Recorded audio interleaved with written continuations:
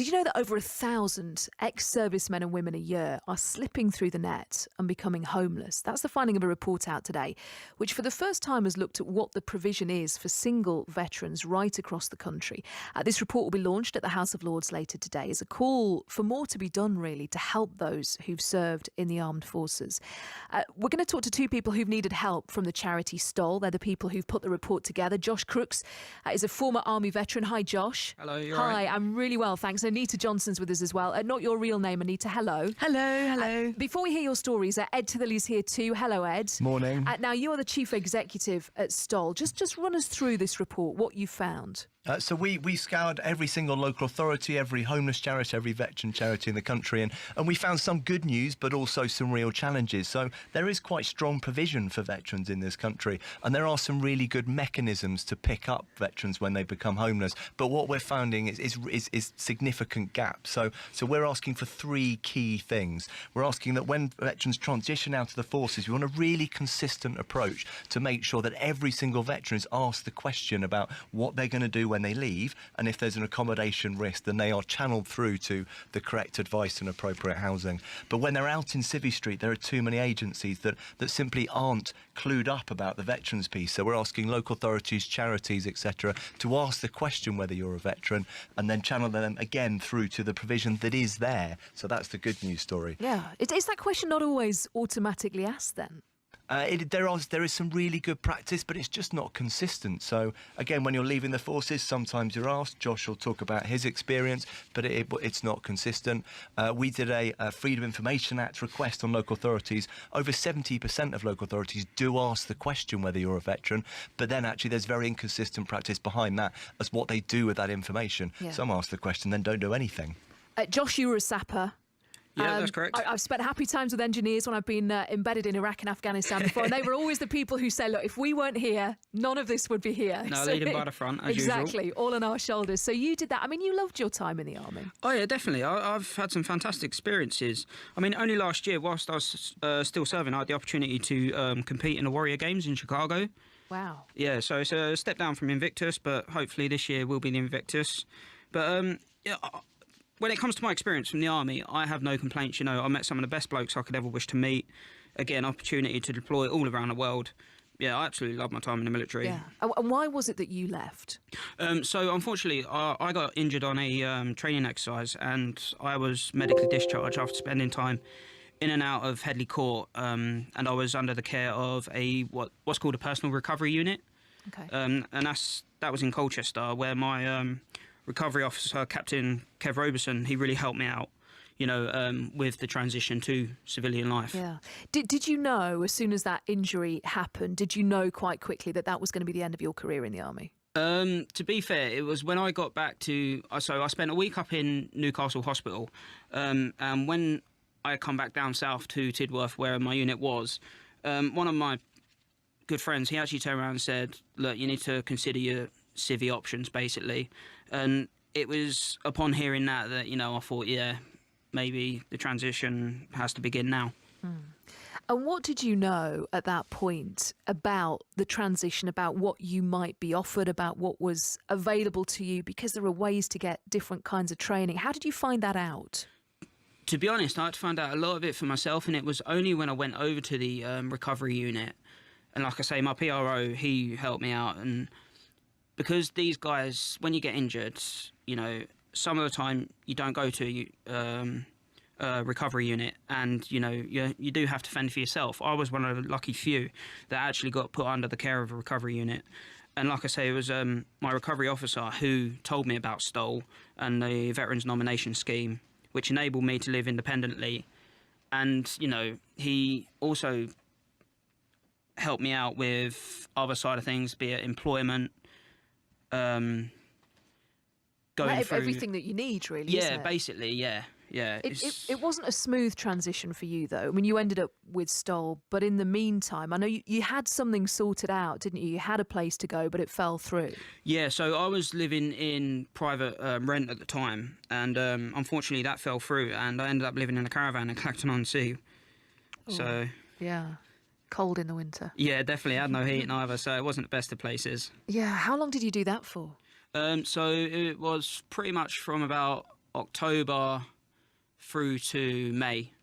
And I had my interview with Stoll in April last year, and 6 weeks later I picked up the keys to my own place in South East London. So while you were in the caravan, was it that you didn't know that help was out there, or was it, because I know and I understand completely, there's often a degree of pride involved in this as well. You know, you're used to looking after yourself and you don't want to go always necessarily and ask for help like that. No, yeah, definitely. It is, like you say, the pride aspect of it. And, you know, I didn't want to turn to charities. You know, at the end of the day, I was a very proud soldier. And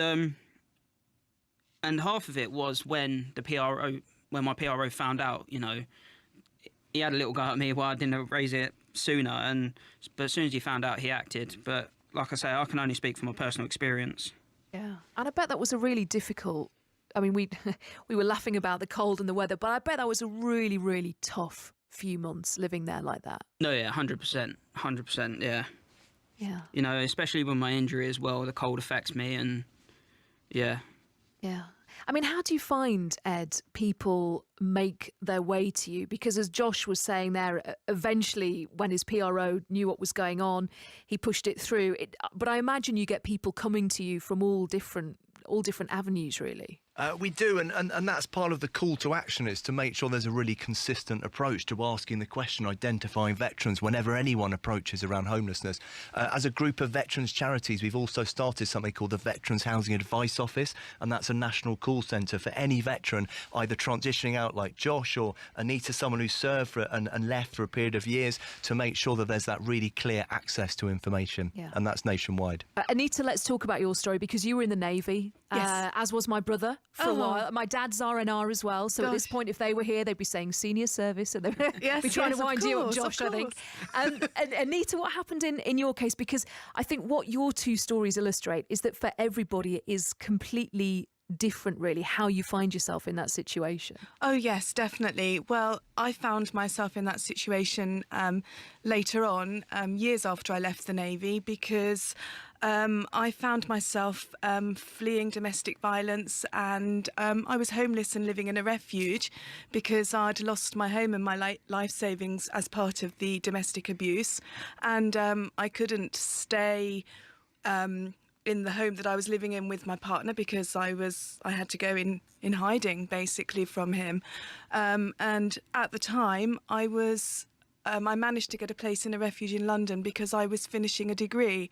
I was in the final year of a BSc, and it wasn't the right time for me to go back to work because I needed to finish the BSc and manage to be a single mother and look after a 3-year-old. Wow, you had a lot on your plate, didn't you? I did. You really did. And I mean, how did this fit into your naval career? This was after you'd left, was it, or during? No, it was after I'd left the Navy. It was years after I left the Navy. I ended up in a relationship with somebody that I'd grown up with, that I'd known all my life, basically. Because you were married to a sailor for a time as well, weren't you?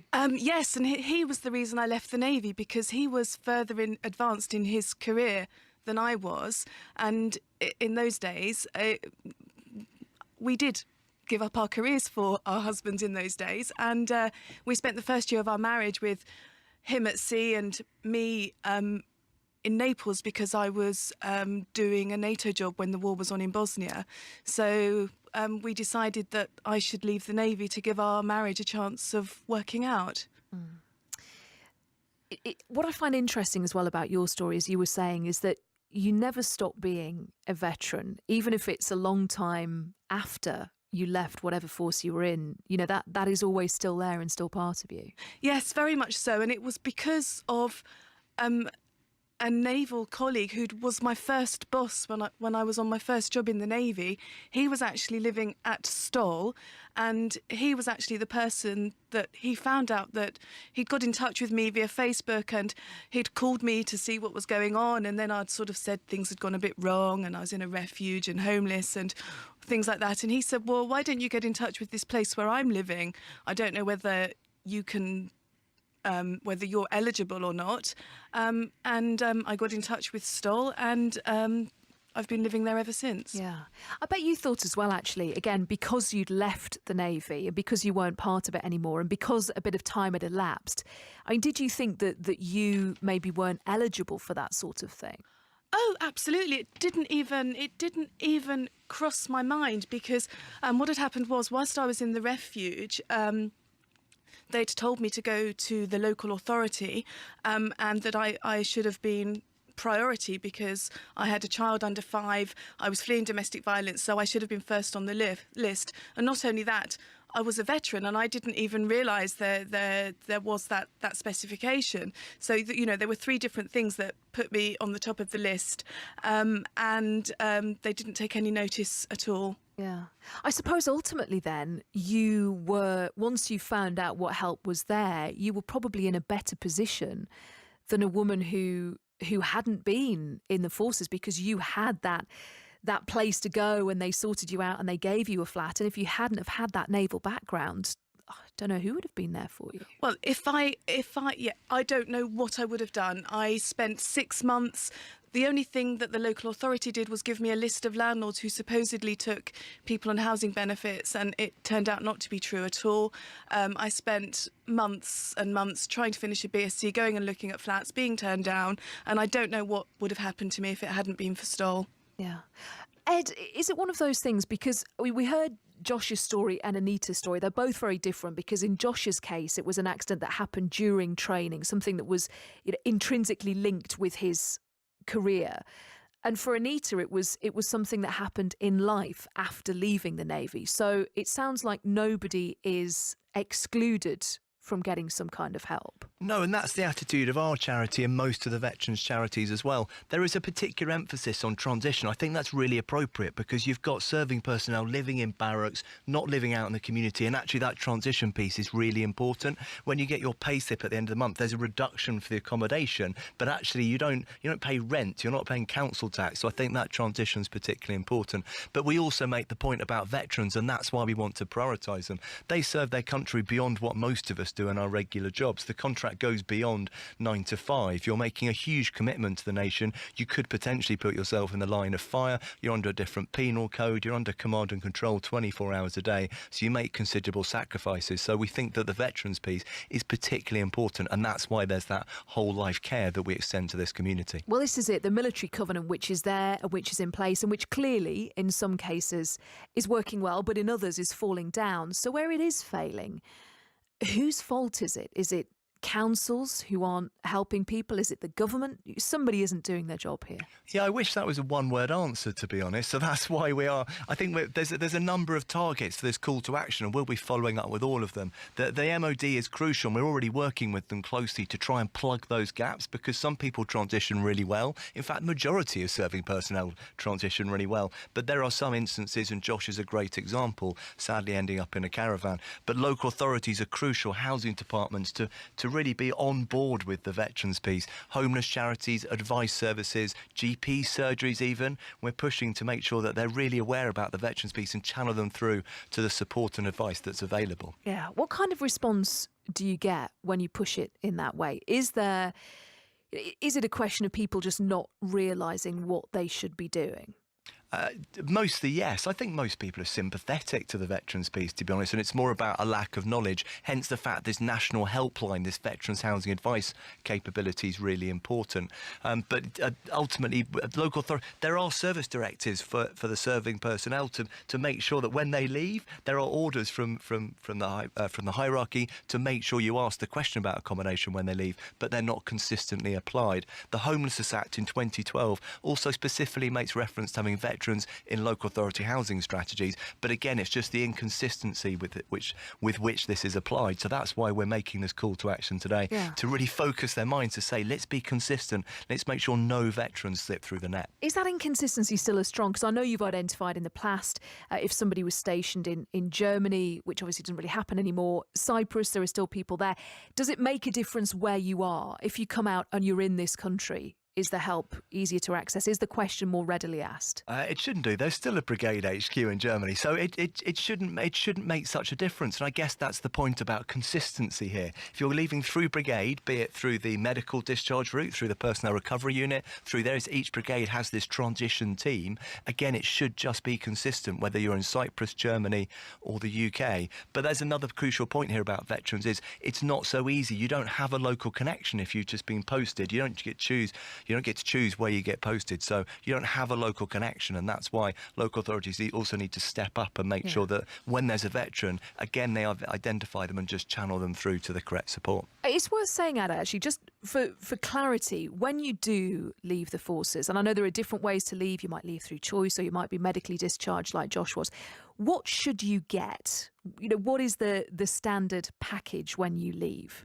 So the government is really stepping up in this area, let's be honest. So the key feature of it is called the Career Transition Partnership, and that is an employment support when people leave. We're trying to say, let's have a veterans housing partnership. Let's make sure that same quality of support to make sure that everyone who can access accommodation is available. So there is a transition programme. There's just inconsistency. In the housing space, currently, if you're serving, everyone has access for free to a briefing, but actually the briefing's not delivered by a trained housing professional, and it is one size fits all. And some warrant officers have served for 30 years, they're saved up, they've probably got their property, they're fine, but there are younger people who've got no contacts in this country, forgive me, those who might have come out of care, those who've come from abroad and they're not getting that support. Yeah. What's next for you then, Josh? I've actually just had some good news today. I was on a ex-forces placement program with a company called FDM, based in the city. They've placed me with British Airways, so I've just picked up a role as a project support officer with British Airways. Congratulations, that's brilliant. You just found that out today. Yeah, I had a phone call this morning, so it's great news.